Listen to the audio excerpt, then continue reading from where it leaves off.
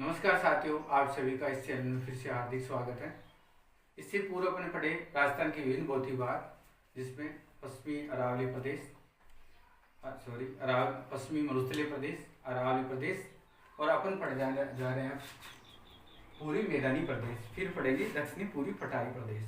तो आइए विद्यार्थियों, पूर्वी मैदानी प्रदेश है जो राजस्थान के भौतिक भागों से एक है। प्रिय विद्यार्थी, इसके बारे में बताया जाता है, विभिन्न भूगोलक बताते हैं कि इसका निर्माण हुआ वो हुआ तैतीस सागर के अवशेष। अगर कालांतर में इस क्षेत्र में गहरा सागर था, धीरे धीरे यह मलबा जमता गया और महासागर पीछे हट गया। हटने के फलस्वरूप जो निम्न भाग में तलछट जमा हुई, उससे वर्तमान स्वरूप पूर्वी मैदानी क्षेत्र कहलाता है। फिर विद्यार्थियों, ये मैदानी प्रदेश है वो राजस्थान के 23.9% भाग पर फैला हुआ है। 23.9% भाग पर पाया जाता है या फैला हुआ है।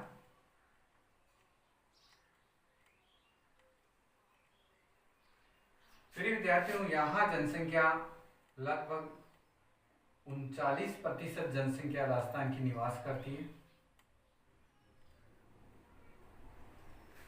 प्रिय विद्यार्थियों, ये जो पूर्वी क्षेत्र में स्थित है, ये अरावली के पूर्व में स्थित है और हाड़ौती पठार के जो हाड़ौती का पठार या दक्षिणी पूर्वी पठार है उसके उत्तर में स्थित है।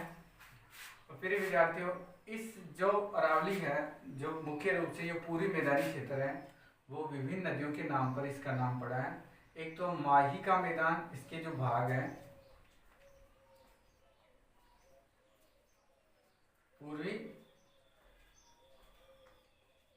मैदान के उपभाग, इसके जो विभाग हैं, एक तो है प्रिय विद्यार्थियों माही का मैदान,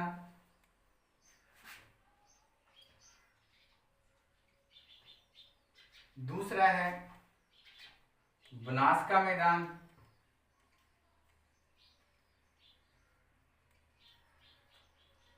तीसरा है विद्यार्थियों चंबल का मैदान, और एक है ऊपर उत्तरी पूर्वी अर्थात बाणगंगा का मैदान।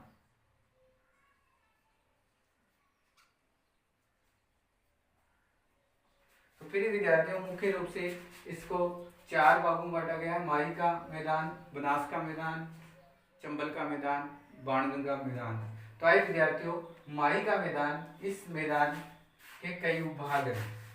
इसको काठल का मैदान भी कहते हैं। काठल का मैदान, इसी मैदान का नाम है छप्पन का मैदान।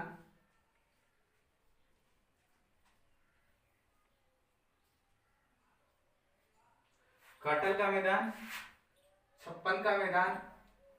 तो प्रिय विद्यार्थियों, माई नदी राजस्थान के दक्षिण में डूंगरपुर बांसवाड़ा में बहती है और इसका उद्गम है वो मध्य प्रदेश है। मध्य प्रदेश से ये अमरेली से निकलकर और डायरेक्ट ये आ जाती है खांडू, खांडू से डूंगरपुर बांसवाड़ा में प्रवेश करती हुई यहाँ वेणुश्री धाम बनाती है, फिर यू टर्न करके गुजरात कच्छ के रण की तरफ चली जाती है।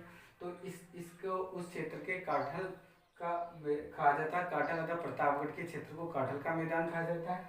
छप्पन का मैदान 56 गांवों का समूह है, नदी नालों का समूह है। उनके आधार पर डूंगरपुर बांसवाड़ा में इसके मैदान को छप्पन का मैदान कहा जाता है।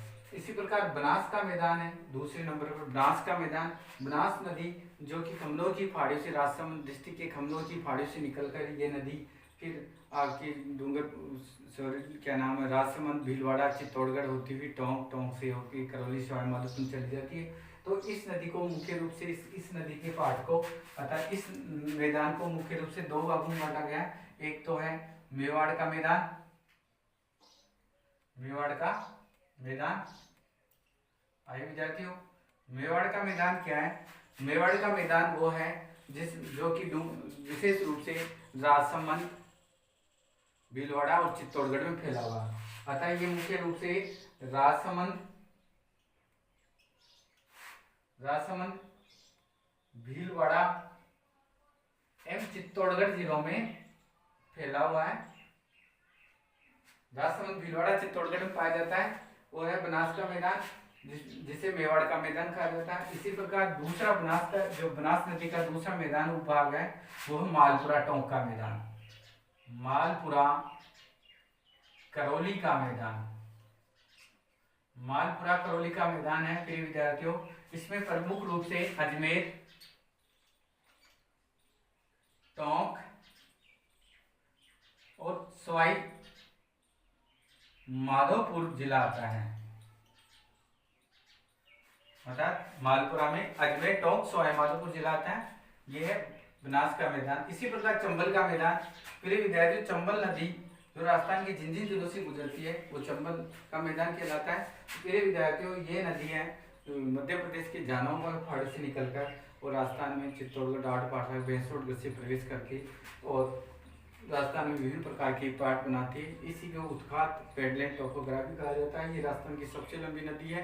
प्रिय विद्यार्थियों चित्तौड़गढ़ बूंदी सीमा बनाती हुई ये नदी कोटा बूंदी की सीमा बनाती हुई ये नदी मुख्य रूप से करौली, सवाईमाधोपुर और धौलपुर में बहती है। इसी प्रकार बाणगंगा है, बाणगंगा मैदान ये प्रिय विद्यार्थियों जयपुर, दौसा और भरतपुर में तथा जयपुर में बेराट की फाड़ियों से निकलती है। मतलब बेराट के फाड़ियों से निकलकर बेराट जयपुर में है, यहाँ से निकलकर ये नदी जयपुर से दौसा और दौसा से फिर आगे चली जाती है भरतपुर में जाती है।